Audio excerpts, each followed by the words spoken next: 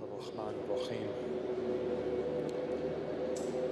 الحمد لله رب العالمين والصلاة والسلام على أشرف الأنبياء والمرسلين سيدنا ومولانا بالقاسم محمد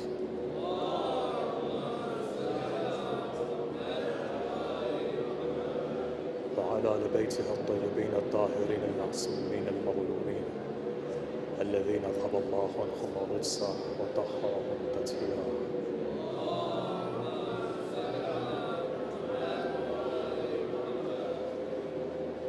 أما بعد،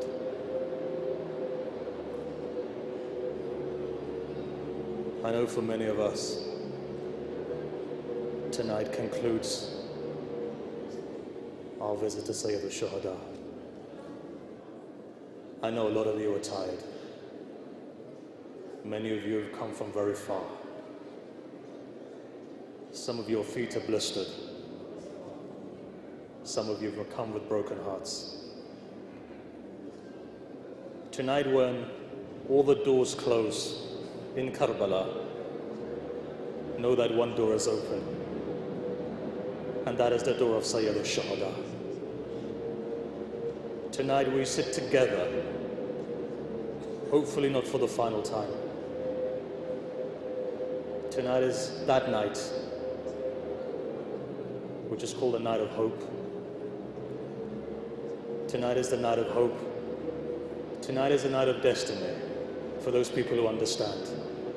Know that the nights of Sayyid al-Shuhada are such that they change destiny. For all of those people who are here, know something. You were written on the document of Zahra 1400 years ago. That's why you're here. Appreciate this fact that 1400 years ago his mother prayed for you to be here. That's why you're here. Think to yourself, 1400 years ago when the names were all listed, your names were there. So you came here. You said, Labbaik to Sayyid al-Shuhada. You made your way here, some of you traveling for 2 days. But know something. As you come here, Husain greets you with open arms. And that is the beauty of the shrine of Sayyid al-Shuhada. It's the beauty of Imam Hussain. Look, sitting here, even my legs shake, knowing that Sayyid al-Shuhada is just there. Ali Akbar lies just there. 72 individuals lie just here. Knowing the fact that this is Bab al-Rahmah. Understand something, if Allah created the entire universe upon His mercy, this is the door of the mercy of Allah. That door that doesn't let anybody go. You know, whatever you give for the sake of Husain, you get back. And so you came here. I've just started, I can see people already with tears in their eyes. Do you know what you cry for? Some of the greatest urafa have said that some people have a special karam of Sayyid al-Shuhada, blessings of Sayyid al-Shuhada. His hand is over certain people's heads. You know who those people are?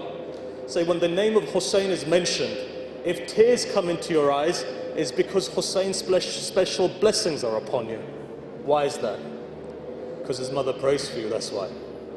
From everyone here, you'll see, some people when they come, tears start to flow in their eyes.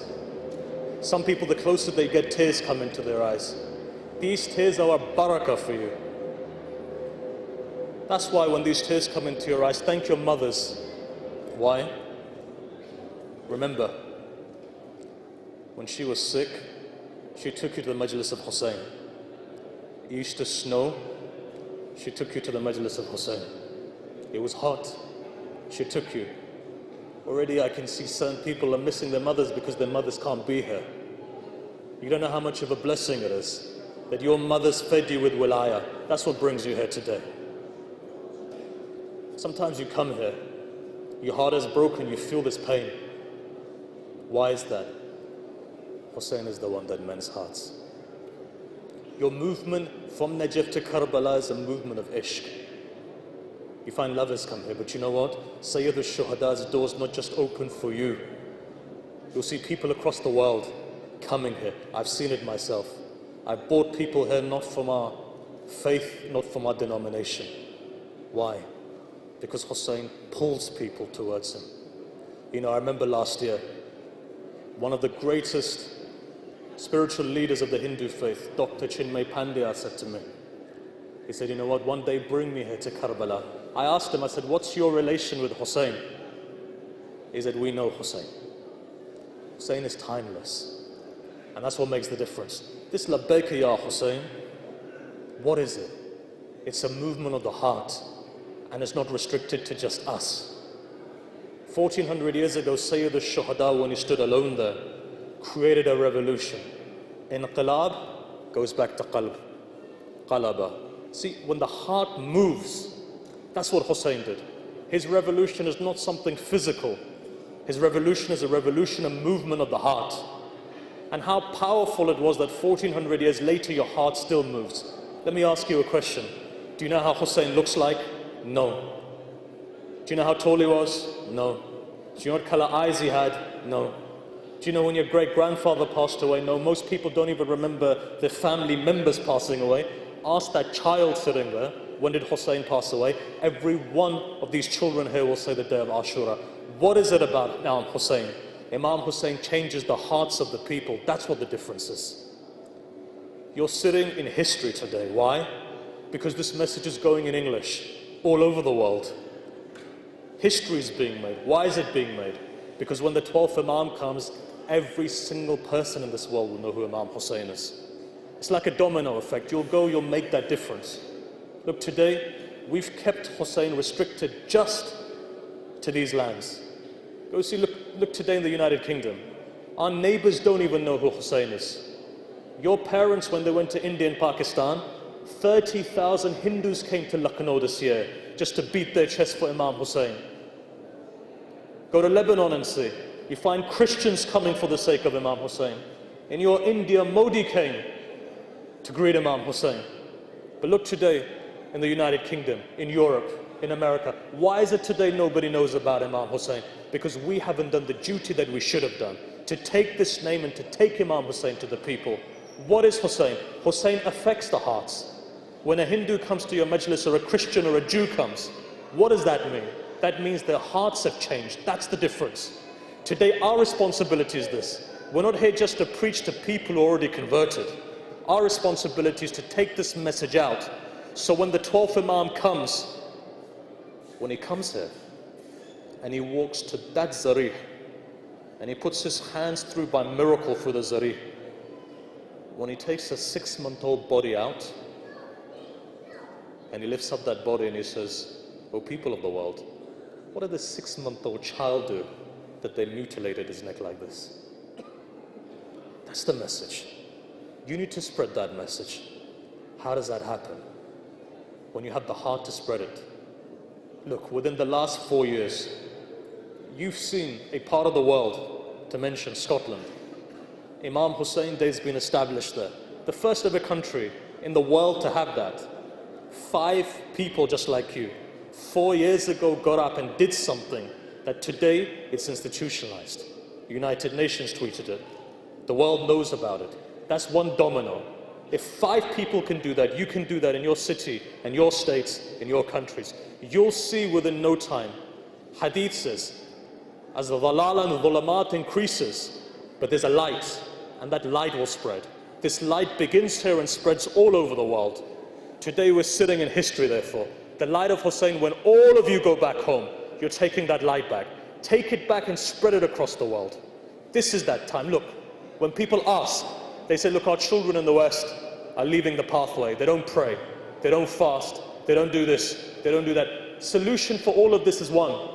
Look, I can turn around to you and say, let's have conversations on prayer and fasting.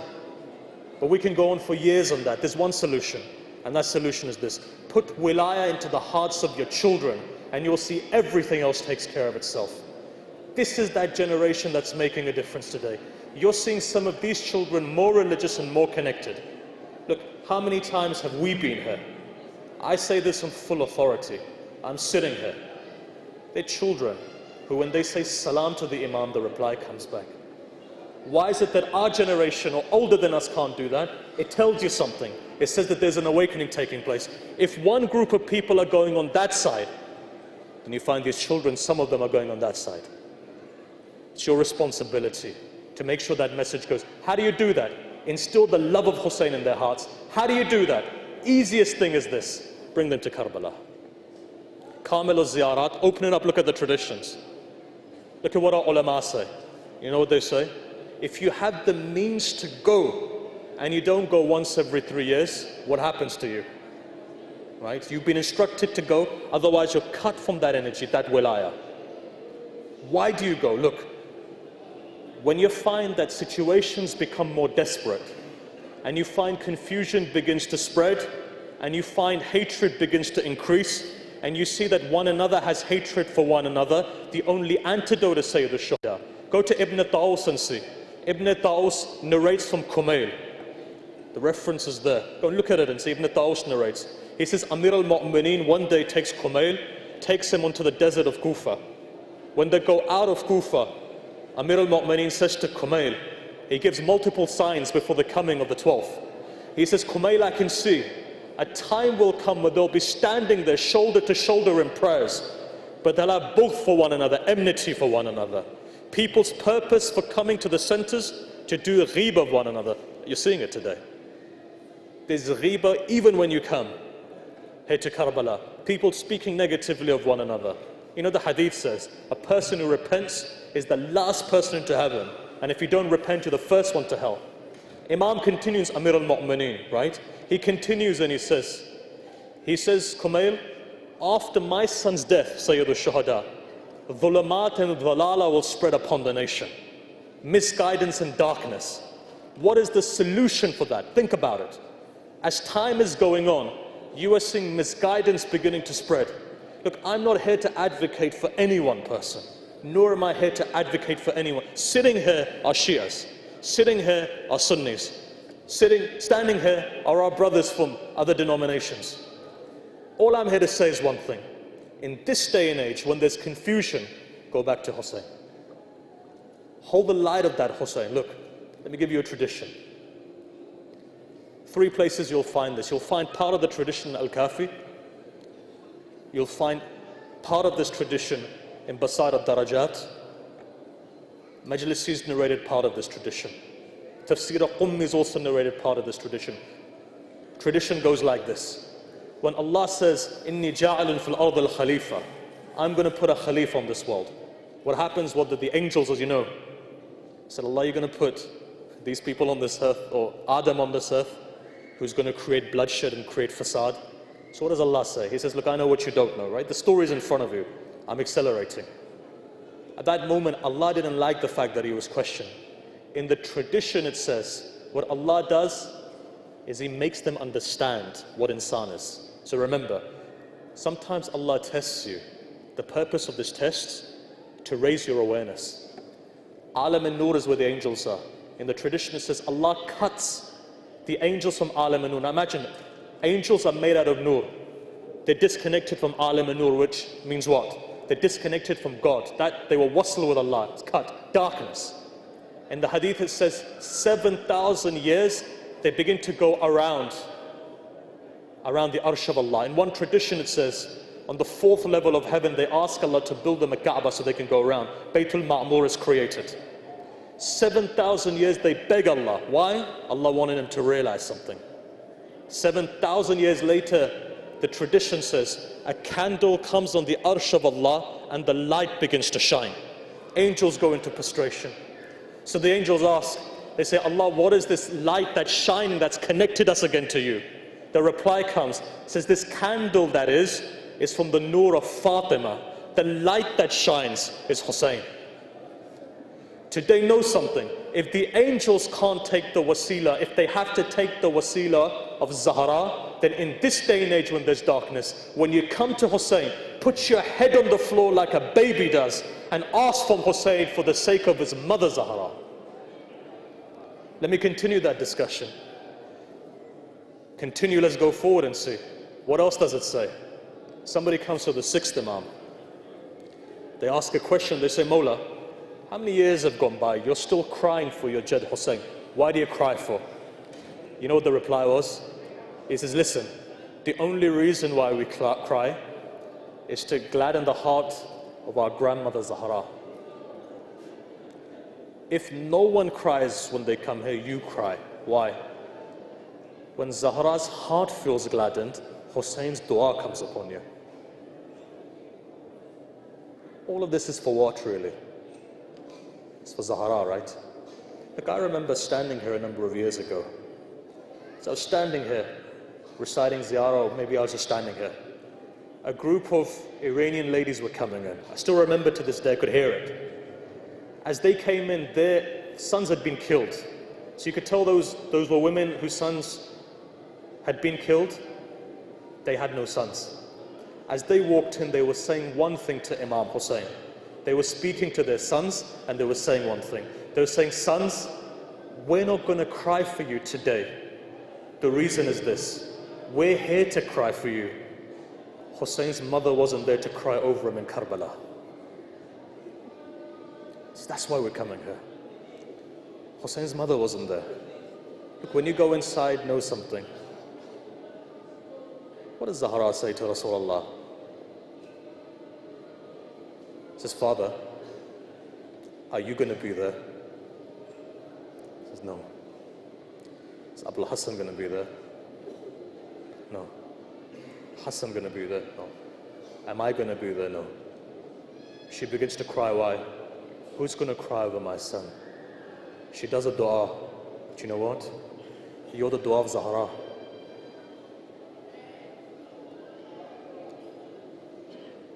That's why when you come here, cry in a way that a mother does. I'll give you a tradition. One day somebody comes to the fourth Imam. Say, Mawla, there's a wedding in my family. Can you come to our wedding? He looks up, he says, listen, after Karbala, we don't go to weddings anymore.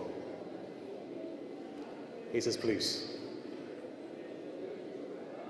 come to the wedding. He says, fine, on one condition. He says, what? He says, if you recite the Musib of Ali Akbar, I'll come. See, my father also had a dream. He wanted his son to be married. Look, you know, this father sitting here, you can tell straight away. You know, when you hold your son for the first time, right, there's a lot of dreams that go. As your son begins to grow older, your back begins to bend. You've seen it, I've seen it, you've seen it. You look at your son and you think, one day a day is going to come, he's going to be holding my arm as well. You wait for the happiest moment of your life when your son gets married.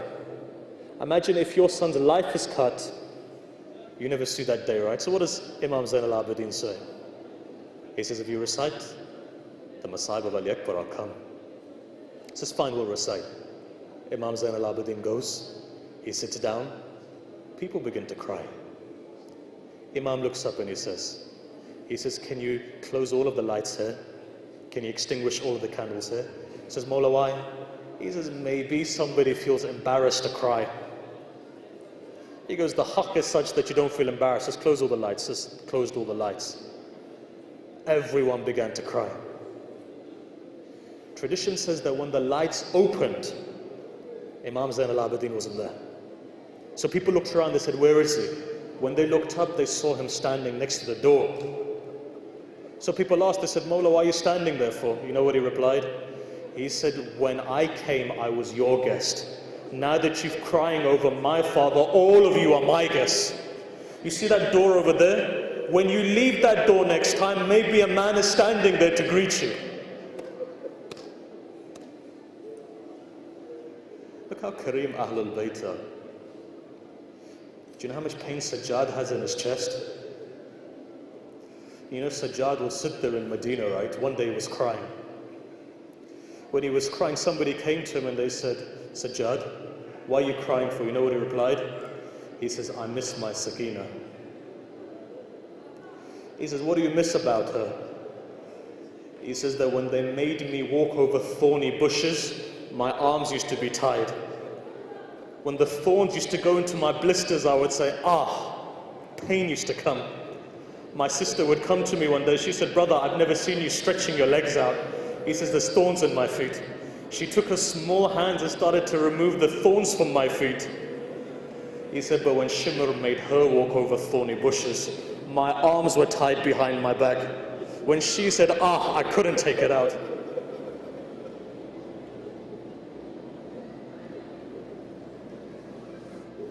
Imagine, that man, how much pain does he have? Stands over there. Shall I tell you something else about that man? Let me tell you this. How many brothers are sitting here? You know what, look at the maqtal and see, you know Mukhtar, when he asked Shimmer, he said, what did you do? You know what Shimmer replied? He said, I saw the 4-year-old daughter of Husain running in the maqtal. Imagine a brother watching, arms tied behind his back. You know what Shimmer said? He said, I walked up to the daughter of Husain. I saw her, she was startled, she was scared. He said, I took my hand and I slapped her on the face. So when she fell onto the ground, second part of the tradition goes like this. When the head of Imam Hussain was brought 40 days later or so, the first thing she does is this. She says, forgive me, Father, that I speak with a stutter. When Shimmer slapped me on the face, it was so hard that from that day onwards, my speech is impaired.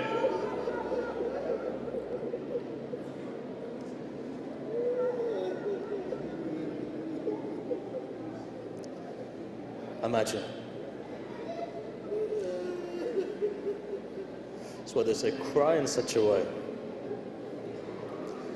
that Zahra says, Ameen to your du'as. This is why when they say tears come into your eyes, du'as become mustajab. You're sitting in Karbala, Haram of Imam Hussain, Sayyid al-Shuhada is over there, tears are in your eyes, heart is broken. Now pray for one another, Allah will accept your du'as. One more thing though I'm going to say, look, I was given half an hour, I've got 5 minutes left. One more thing I'll say to you. That brother that greets you, right? Do you know what pain that brother went through? Ayatollah Bahjat will say, whenever you come out the shrine of Sayyid al-Shuhada, Ayatollah Bahjat, just speak about that 6-month-old baby as well. Why? Broke Husain's heart. I remember in Qom myself, as an Indian student, his wife sent a baby, their baby, said take the baby to the hospital because the baby is sick. And I remember, baby dies in hospital. Man comes back. He was walking from the door of his house to the road of his house, door of his house to the road of his house. Some of the brothers asked, they said, look, why are you walking like this? He says, maybe today I feel some pain that Husain did. He said, what pain are you feeling? He says, I don't know how to go inside and tell the mother of this child that the child is no more.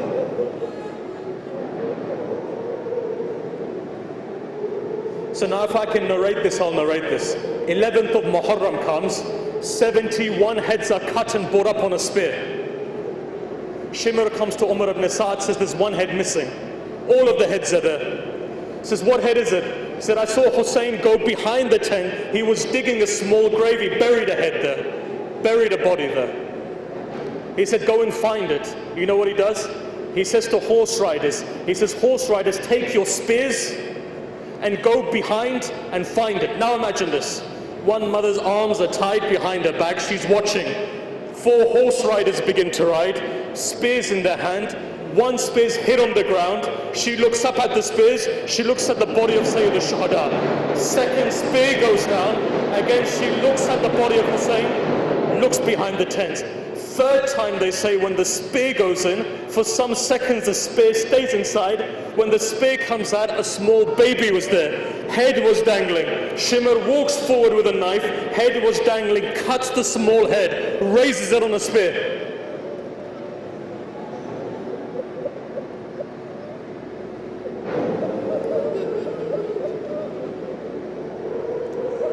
This is whose condolences. Imagine, there's mother sitting here, you've got your children here.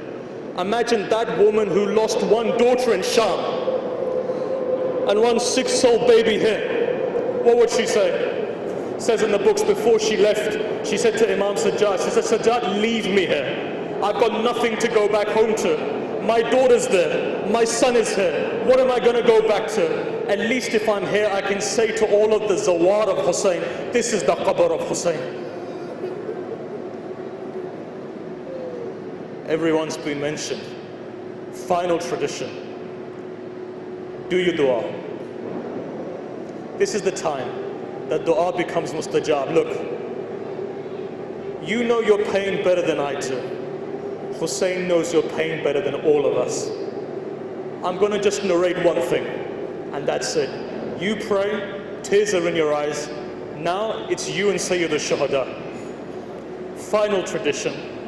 You know when you come here, right? You see all of those people here. One daughter of Husain is still alone today. 4-year-old girl in Sham. One boy was sitting there with his father. Boy must have been about 5 or 6. Had a teddy bear in his hand. I was watching, he gets up, he goes to the zari of a 4-year-old girl, puts the teddy bear next to it, and he comes back. Father asks him, says, son, why did you do that for? You know what he replies? He says, I felt she's more lonely than I am. I have you, who does she have? Shall I tell you something about that girl? 3 things and that's it. Final 3 things. Inshallah, you go to Sayyida Ruqayya, Sakina's grave. Look behind when they read the ziyarah, on the back of the ziyarah. Couple of things are there. You know what those things are? One thing is this. The women, they came to Imam Sajjad when ghusl and kafan was being given to this girl. The first thing they said was this. They said, there's fungus growing on her body. What should we do? Imam replies, he says, that's not fungus. The green and the blue and the red that you're seeing is shimmer when you would beat her. Second time they come back again when they put water over her hair. Hair began to shred. This is the place to give condolences. Why was it shimmer would grab her by the hair and pull her?